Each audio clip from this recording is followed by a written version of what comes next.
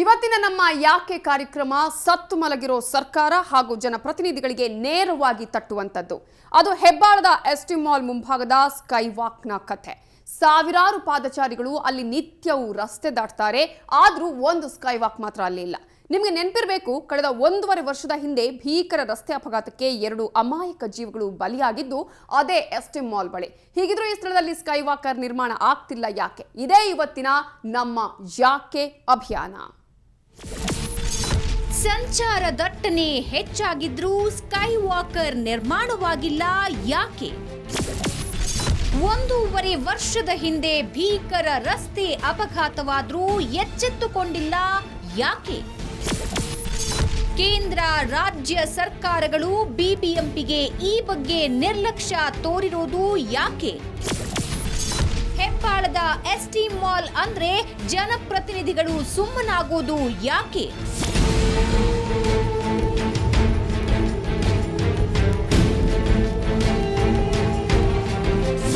ಅದು ಫೆಬ್ರವರಿ 25, 2015 ಬೆಂಗಳೂರಿನಿಂದ ಕೆಂಪೇಗೌಡ ಅಂತಾರಾಷ್ಟ್ರೀಯ ವಿಮಾನ ನಿಲ್ದಾಣಕ್ಕೆ ಸಂಪರ್ಕ ಕಲ್ಪಿಸೋ ಅಂಥ ರಸ್ತೆಯ ಪ್ರಮುಖ ಜಂಕ್ಷನ್ ಎಸ್ಟಿ ಮಾಲ್ ಮುಂದೆ ಭೀಕರ ರಸ್ತೆ ಅಪಘಾತ ಸಂಭವಿಸಿತ್ತು. ಅಪಘಾತಕ್ಕೆ ವಿದ್ಯಾರ್ಥಿನಿ ಅರ್ಪಿತಾ ಬಲಿಯಾಗಿದ್ಲು. ಸ್ಥಳೀಯರು ಪ್ರತಿಭಟನೆಯನ್ನು ಮಾಡಿ ಸ್ಕೈ ವಾಕರ್ ನಿರ್ಮಾಣ ಮಾಡಬೇಕು ಅನ್ನೋ ಒಂದು ಬೇಡಿಕೆನ ಸರ್ಕಾರದ ಮುಂದೆ ಇಟ್ಟಿದ್ರು. ಅಪಘಾತವಾಗಿ 1.5 ವರ್ಷ ಕಳೆದರೂ ಇನ್ನೂ ಸ್ಕೈ ವಾಕರ್ ನಿರ್ಮಾಣ ಆಗಿಲ್ಲ. ಯಾಕೆ ಎಂಬ ಪ್ರಶ್ನೆನ ಇವತ್ತಿನ ಯಾಕೆ ಸ್ಪೆಷಲ್ ಸ್ಟೋರಿಲಿ ಹುಡ್ಕೋಣ ಬನ್ನಿ.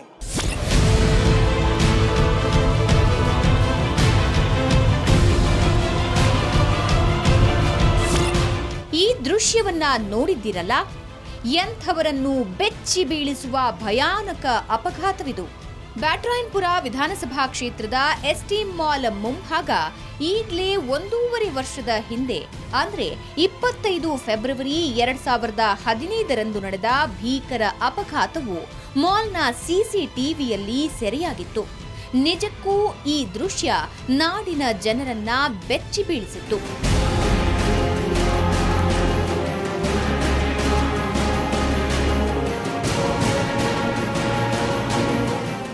ಹೀಗೆ ಆಯತಪ್ಪಿ ಬಂದಿದ್ದು ನೀರು ತುಂಬಿಕೊಂಡು ಬರ್ತಿದ್ದ ಟ್ಯಾಂಕರ್ ಲಾರಿ.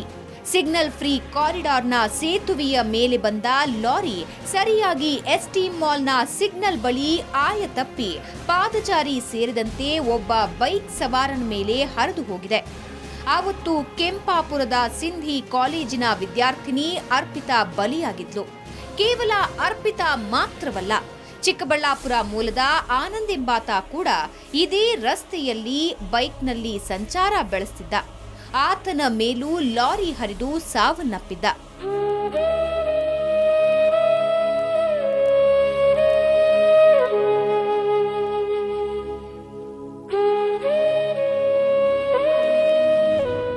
ಈ ದುರ್ಘಟನೆಯ ನಂತರ ಎಚ್ಚೆತ್ತ ಬ್ಯಾಟರಾಯನಪುರ ಕ್ಷೇತ್ರದ ಶಾಸಕ ಹಾಗೂ ರಾಜ್ಯ ಸರ್ಕಾರದಲ್ಲಿ ಕೃಷಿ ಸಚಿವರಾಗಿ ಕಾರ್ಯನಿರ್ವಹಿಸ್ತಾ ಇರೋ ಕೃಷ್ಣ ಬೈರೇಗೌಡ ಪಾಲಿಕೆಗೆ ಸ್ಕೈ ವಾಕರ್ ನಿರ್ಮಿಸುವಂತೆ ಪತ್ರ ಬರೆದಿದ್ರು. ಆದರೆ ಈ ರಸ್ತೆ ನೇರವಾಗಿ ಬೆಂಗಳೂರು ಕೆಂಪೇಗೌಡ ಅಂತಾರಾಷ್ಟ್ರೀಯ ವಿಮಾನ ನಿಲ್ದಾಣಕ್ಕೆ ಸಂಪರ್ಕ ಕಲ್ಪಿಸುವ ರಸ್ತೆಯಾಗಿರೋದ್ರಿಂದ ಪಾಲಿಕೆ ಇಲ್ಲಿ ಯಾವುದೇ ಕಾಮಗಾರಿಯನ್ನ ನೆರವೇರಿಸೋದಕ್ಕೆ ಅನುಮತಿ ಇಲ್ಲ.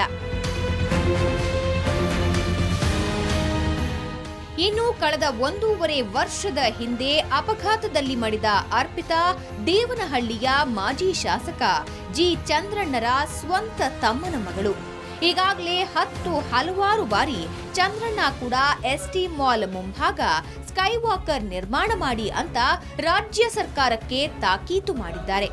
ಆದರೆ ಸ್ಕೈ ವಾಕರ್ ಮಾತ್ರ ನಿರ್ಮಾಣವಾಗೇ ಇಲ್ಲ. ಇಲ್ಲಿ ಕಾಲೇಜುಗಳು ಸುಮಾರು ಇದ್ದಾವೆ. ಇಂಥ ಕಾಲೇಜುಗಳಿದ್ದರೂ ಸಹಿತ ಅವ್ರಿಗೆ ಗಮನಕ್ಕೆ ಬರೋದಿಲ್ಲ ಅಂತ ಹೇಳಿದ್ರೆ, ಮತ್ತು ವಿದ್ಯಾರ್ಥಿಗಳು ಇನ್ನೆಷ್ಟು ಜನ ಸಾಯಬೇಕು, ಯಾರ್ಯಾರು ಸಾಯಬೇಕು, ಅವ್ರ ಪಠ್ಯ ಆದರೂ ಮಾಡಲಿ. ಅವರು ನಿಜವಾಗ್ಲೂ ಭಾಳ ದುರಂತ ಇದು ನಮ್ಮ ದೇಶದಲ್ಲಿ, ಅದರಲ್ಲೂ ಇಂಥ ನಮ್ಮ ಈ ಸರ್ಕಾರದ.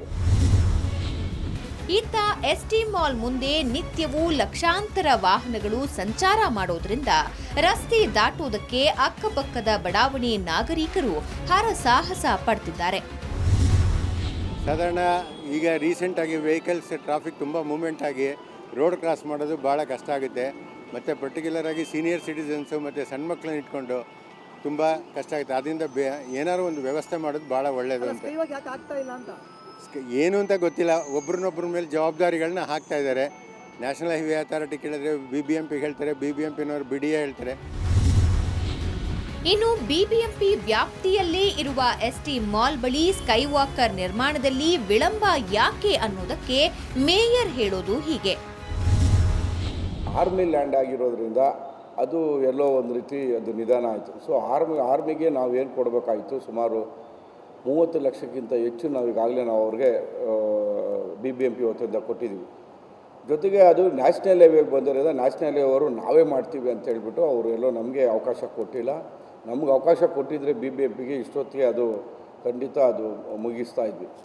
ಕಳೆದ 1.5 ವರ್ಷಕ್ಕೆ ಹಿಂದೆ ಆದಂಥ ಅಪಘಾತದ ಹಿನ್ನೆಲೆಯಲ್ಲಿ ಸ್ಕೈ ವಾಕರ್ ಬೇಕು ಅನ್ನೋ ಬೇಡಿಕೆ ಸಾಕಷ್ಟು ಬಾರಿ ಕೇಳಿಬಂದರು.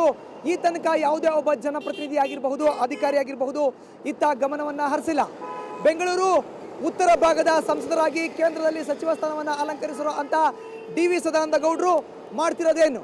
ಜೊತೆಗೆ ಬ್ಯಾಟರಾಯನಪುರ ವಿಧಾನಸಭಾ ಕ್ಷೇತ್ರದಿಂದ ಶಾಸಕರಾಗಿ ರಾಜ್ಯ ಸಚಿವ ಸಂಪುಟದಲ್ಲಿ ಸಚಿವರಾಗಿ ಕಾರ್ಯನಿರ್ವಹಿಸ್ತಾರೋ ಅಂತ ಕೃಷ್ಣ ಬೈರೇಗೌಡರು ಮಾಡ್ತಿರೋದೇನು? ಈ ಇಬ್ಬರು ಜನಪ್ರತಿನಿಧಿಗಳು ಸ್ಕೈ ವಾಕರ್ ಬಗ್ಗೆ ಏನು ಹೇಳ್ತಾರೆ, ಬನ್ನಿ ಅವ್ರನ್ನ ಕೇಳೋಣ. ಇನ್ನು ಬ್ಯಾಟರಾಯನಪುರ ಶಾಸಕ ಹಾಗೂ ರಾಜ್ಯ ಸರ್ಕಾರದಲ್ಲಿ ಕೃಷಿ ಸಚಿವರಾಗಿ ಸೇವೆ ಸಲ್ಲಿಸ್ತಾ ಇರುವ ಕೃಷ್ಣ ಬೈರೇಗೌಡರು ಸ್ಕೈ ವಾಕರ್ ವಿಳಂಬ ನಮ್ಮಿಂದ ಆಗ್ತಾ ಇಲ್ಲ, ರಾಷ್ಟ್ರೀಯ ಹೆದ್ದಾರಿ ಅಭಿವೃದ್ಧಿ ಪ್ರಾಧಿಕಾರದ ನಿರ್ಲಕ್ಷ್ಯದ ಧೋರಣೆಯಿಂದಾಗಿ ಆಗ್ತಾ ಇರೋದು, ಇದರಲ್ಲಿ ರಾಜ್ಯ ಸರ್ಕಾರದ ಪಾತ್ರವಿಲ್ಲ. ನಾನು ಕೂಡ 2013ರಿಂದಲೇ ಸ್ಕೈ ವಾಕರ್ ನಿರ್ಮಿಸುವಂತೆ ಕೇಂದ್ರಕ್ಕೆ ಪತ್ರಗಳನ್ನ ಬರೆದಿದ್ದೇನೆ ಅಂತ ದಾಖಲೆಗಳನ್ನ ಮುಂದಿಡ್ತಾರೆ. ನಾನು ಕೇಂದ್ರ ಸಚಿವರು, ಹೆದ್ದಾರಿ ಸಚಿವರು ನಿತಿನ್ ಗಡ್ಕರಿಯವರಿಗೂ ಸಹ ಒಂದು 2-3 ಬಾರಿ ಪತ್ರಗಳನ್ನು ಬರೆದಿದ್ದೇನೆ. ಅವರಿಂದ ಒಂದು ಬಾರಿ ನನಗೆ ಉತ್ತರನೂ ಸಹ ಬಂದಿದೆ, ಏನು ಈ ಥರ ಈ ಕೆಲಸವನ್ನು ನಾವು ಕೈಗೆತ್ಕೊಳ್ತೇವೆ, ಅಲ್ಲಿ ಅದನ್ನು ಮಾಡಲಿಕ್ಕೆ ನಾನು NHAIನವ್ರಿಗೆ ಸೂಚನೆ ಕೊಡ್ತೇನೆ ಅಂತೇಳಿ ಗಡ್ಕರಿಯವರು ಉತ್ತರನೂ ಸಹ ಬಂದಿದೆ. ಇನ್ನು ಬೆಂಗಳೂರು ಉತ್ತರ ಲೋಕಸಭಾ ಕ್ಷೇತ್ರದ ಸಂಸದರಾಗಿ ಕೇಂದ್ರದಲ್ಲಿ ಸಚಿವರಾಗಿ ಸೇವೆ ಸಲ್ಲಿಸ್ತಾ ಇರೋ DV ಸದಾನಂದ ಗೌಡರು ಕೂಡ ಸ್ಕೈ ವಾಕರ್ ಬಗ್ಗೆ ತಲೆ ಕೆಡಿಸಿಕೊಂಡಿದ್ದು, ಎಸ್ಟಿ ಮಾಲ್ ಎದುರು ಭಾಗದಲ್ಲಿ ಮಿಲಿಟರಿಗೆ ಸೇರಿದ ಜಾಗ ಸ್ಥಳಾಂತರಿಸುವಂತೆ ರಕ್ಷಣಾ ಸಚಿವರಿಗೆ ಮನವಿ ಮಾಡಿಕೊಂಡಿದ್ದೇನೆ ಅಂದಿದ್ದಾರೆ. ನಮ್ಮ ರಕ್ಷಣಾ ಮಂತ್ರಿಯವರು ಸನ್ಮಾನ್ಯ ಮನೋಹರ್ ಪರಿಕರ್ ಅವರು ಬಂದಿದ್ದರು. ಮಿಲಿಟರಿ ಅಧಿಕಾರಿಗಳ ಜೊತೆ ಹಲವಾರು ಸುತ್ತುಗಳ ಸಮಾಲೋಚನೆ ಮಾಡಿದರೂ ಕೂಡ ನಮಗೆ ಪರಿಹಾರಗಳು ಸಿಕ್ಕದಂಥ ಹಿನ್ನೆಲೆಯಲ್ಲಿ ಮನೋಹರ್ ಪರಿಕರೇ ಬರಬೇಕು ಅಂತ ಹೇಳೋದಕ್ಕೆ ಅವರೇ ಇವತ್ತು ಬಂದು ಎಲ್ಲ ಮಿಲಿಟರಿ ಅಧಿಕಾರಿಗಳನ್ನು ಕರೆದು ನಮ್ಮ ಜನಪ್ರತಿನಿಧಿಗಳನ್ನು ಕರೆದು ಸಮಾಲೋಚನೆ ಮಾಡಿ ಪೂರ್ತಿ ಪರಿಹಾರಗಳನ್ನು ಕೊಟ್ಟಿದ್ದಾರೆ. ಒಟ್ಟಾರೆ ನಾವು ಕೂಡ ಅನೇಕ ಬಾರಿ ಎಸ್ಟಿ ಮಾಲ್ ಮುಂದೆ ಸ್ಕೈ ವಾಕರ್ ಅವಶ್ಯಕತೆ ಇರುವುದನ್ನ ಜನಪ್ರತಿನಿಧಿಗಳ ಮತ್ತು ಅಧಿಕಾರಿಗಳ ಗಮನಕ್ಕೆ ತಂದಿದ್ದೇವೆ. ಆದಷ್ಟು ಬೇಗ ಸ್ಕೈ ವಾಕರ್ ನಿರ್ಮಿಸಿ ಅನ್ನೋದೇ ನಮ್ಮ ಆಗ್ರಹ. ಅಧಿಕಾರಿಗಳೇ, ಜನಪ್ರತಿನಿಧಿಗಳೇ ನಿಜವಾಗ್ಲೂ ಈಗಲಾದರೂ ಎಚ್ಚೆತ್ತುಕೊಂಡು ಪ್ರತಿನಿತ್ಯ ಒಂದು ಕಡೆಯಿಂದ ಮತ್ತೊಂದು ಕಡೆಗೆ ಪಾದಚಾರಿಗಳು ಏನು ಓಡಾಡ್ತಾ ಇದ್ದಾರೆ ಅಲ್ಲಿ ಒಂದು ಸ್ಕೈ ವಾಕ್ ನಿರ್ಮಾಣ ಮಾಡಿ ಪಾದಚಾರಿಗಳ ಜೀವವನ್ನು ಕೊನೆ ಪಕ್ಷ ಉಳಿಸ್ಲಿಕ್ಕಾದರೂ ಪ್ರಯತ್ನ ಪಡಿ ಅನ್ನೋದಷ್ಟೇ ನಮ್ಮ ಆಗ್ರಹ. ಬೆಂಗಳೂರಿನಿಂದ ಕ್ಯಾಮ್ರಾ ಪರ್ಸನ್ ರಾಮರಾವ್ ಜೊತೆ ಮಧುಸೂದನ್, ಸುವರ್ಣ ನ್ಯೂಸ್. ಇನ್ನು ಎಷ್ಟು ಬಲಿಗಳನ್ನ ಸರ್ಕಾರ ನಿರೀಕ್ಷೆ ಮಾಡ್ತಾ ಇದೆ ಅನ್ನುವಂತಹ ಪ್ರಶ್ನೆಗೆ ಸರ್ಕಾರ ಇನ್ನಾದರೂ ಎಚ್ಚೆತ್ತುಕೊಳ್ಳುತ್ತಾ ಕಾದು ನೋಡಬೇಕು.